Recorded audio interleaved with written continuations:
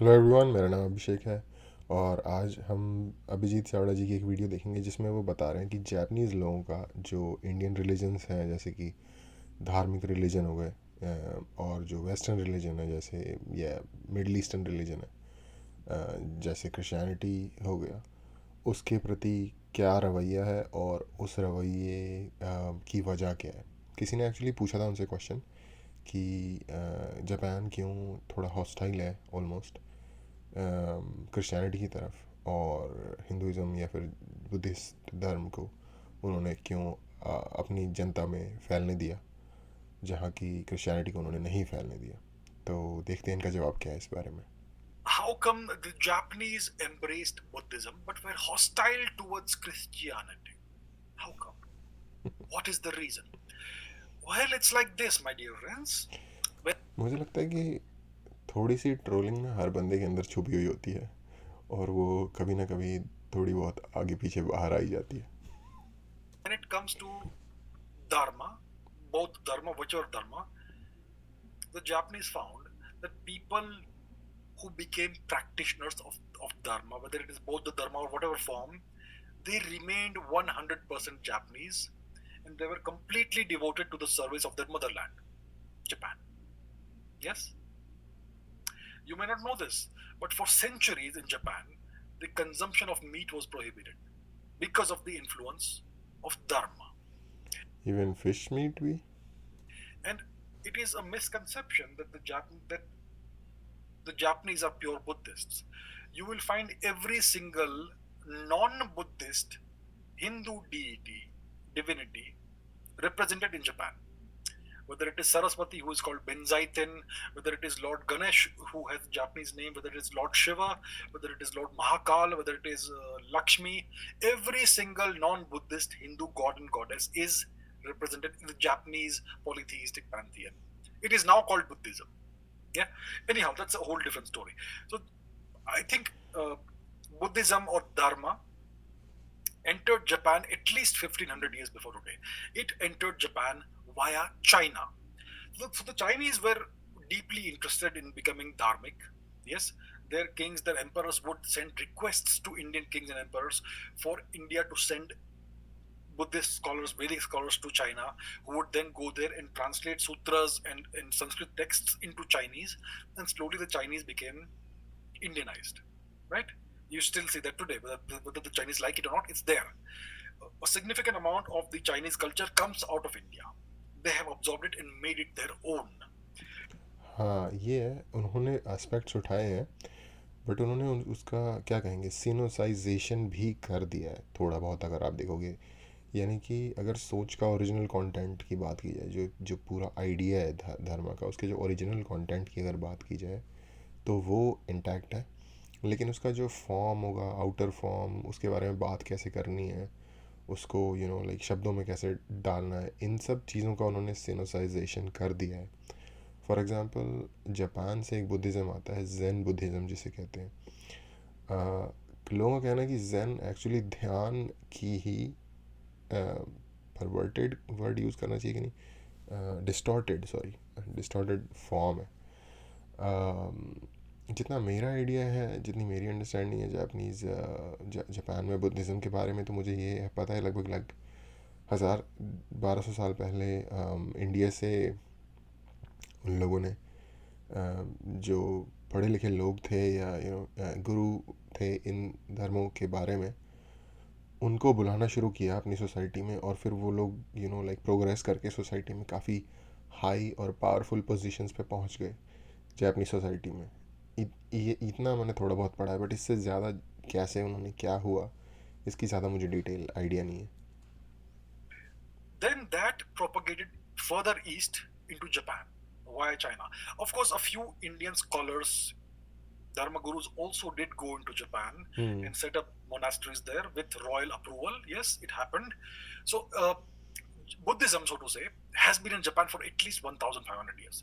And the Japanese always यही बात मैं भी कर रहा था कि ना कुछ कुछ धर्मगुरु गए थे। आई थिंक 2 या 3 मेजर धर्मगुरु हैं जो गए थे, और वो I guess, I mean almost prime minister नहीं तो, या नेक्स्ट टू प्राइम मिनिस्टर, जो कि राजा के डायरेक्ट बाद होता है, या लाइक अगर आप हायरार्की में देखो तो पूरे देश में दूसरे या तीसरे नंबर पे होता है।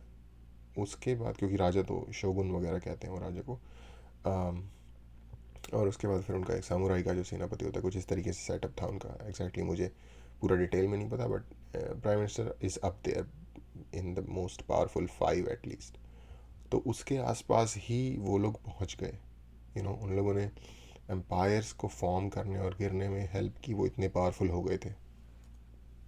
Is observed that when Japanese citizens, civilians, kings, samurai, warriors, etc., they became practitioners of Dharma, whether Buddhism or whatever, they remained completely devoted to the service of their motherland. Now, when Christianity entered Japan, about 500 or so years ago, roughly give or take, the Japanese observed that those Japanese who became Christians, don't take my word for it, look it up yourself. The Japanese observed that those Japanese who became Christians tended to become anti-nationals. And they would indulge in activities that would be counterproductive to the Japanese national interest. And that's why the Japanese became very hostile towards Christianity. This is a fact. Look it up yourself.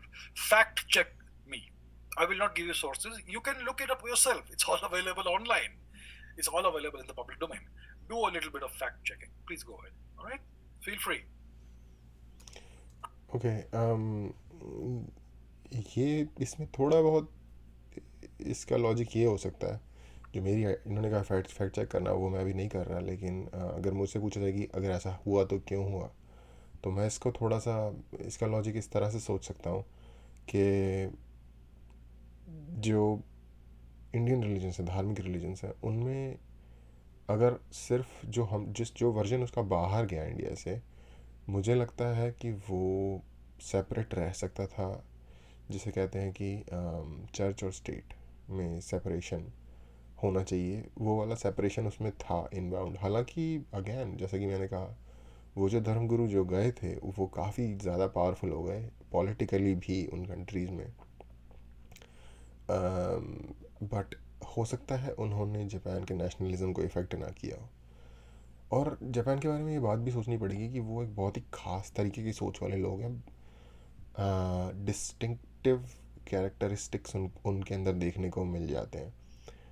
Discipline के मामले में मैं पहले भी अक्सर बात करता रहता हूँ कि जो क्वालिटी है वहाँ पे, ह्यूमन क्वालिटी, डिसिप्लिन के मामले में वो बहुत ही एक्स्ट्राऑर्डिनरी है अगर आप बाकी की दुनिया से कंपेयर करो। स्पेशली ये चीज़ पूरे ईस्ट एशिया में ही किसी हद तक देखी जाती है कि इवन चाइनीज़ भी बहुत ज़्यादा डिसिप्लिन्ड ग्रुप और कम्युनिटी है, बट जापानीज़ जो हैं वो उनसे भी कुछ दर्जे आगे ही रख सकते हो आप उनको। और उनका जो नेशनलिज्म है वो भी बहुत ज़्यादा स्ट्रॉन्ग है।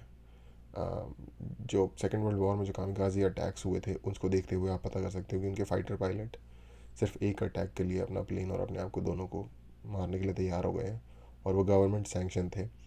तो यानी कि वो कितने ज़्यादा नेशनलिस्ट होंगे। मैं ये नहीं कह रहा वो सही है या गलत है, बट मैं सिर्फ एक सोच की तरफ इशारा कर रहा हूँ कि अगर आपको किसी ने जो किया है वो क्यों किया है, अगर आपको वो समझना है, तो थोड़ा सा उसकी सोच या उसके बैकग्राउंड को अगर आप एग्जामिन करो, तो पता चल जाता है उनके डिसीजंस के पीछे का जो लॉजिक है या रीजनिंग है। तो वो मैं काइंड ऑफ करने की कोशिश कर रहा हूँ या दिखाने की कोशिश कर रहा हूँ। तो शायद उनके नेशनलिज्म को क्रिश्चियनिटी इन पर्टिकुलर कोई क्वेश्चन या क्रिश्चियनिटी के बारे में हुआ है, तो वो इफ़ेक्ट कर रहा होगा जिस चीज़ को उन्होंने जिस चीज़ ने उनको तंग किया इस मामले में सोचने पे। और जितना मैंने पढ़ा था, बुद्धिज़्म ने काइंड ऑफ जब जिस जिस जिस वक्त पहली बार वहाँ बुद्धिज़्म पहुँचा, उस वक्त जिन राजा ने उनको फैलने में, बढ़ने चढ़ने में हेल्प की, उन्होंने बुद्धिज़्म की हेल्प भी ली अपना खुद का राज और ज़्यादा सॉलिडिफाई करने के लिए। हाँ, तो कई बार इस तरह के रीजंस भी होते हैं पॉलिटिक्स से रिलेटेड, या एम्पायर्स के पर्सनल रीजंस भी होते हैं। कुछ धर्मों को या आइडियोलॉजी को पुश करने के, या कुछ धर्मों या आइडियोलॉजी को ना पुश करने के। तो आई थिंक कहीं ना कहीं ये भी एक हम आइडिया दिमाग में रख सकते हैं जब हम ये क्वेश्चन पूछें या इसे रिसर्च करें. तो एनीवे, आज के लिए इतना ही. देखने के लिए थैंक यू.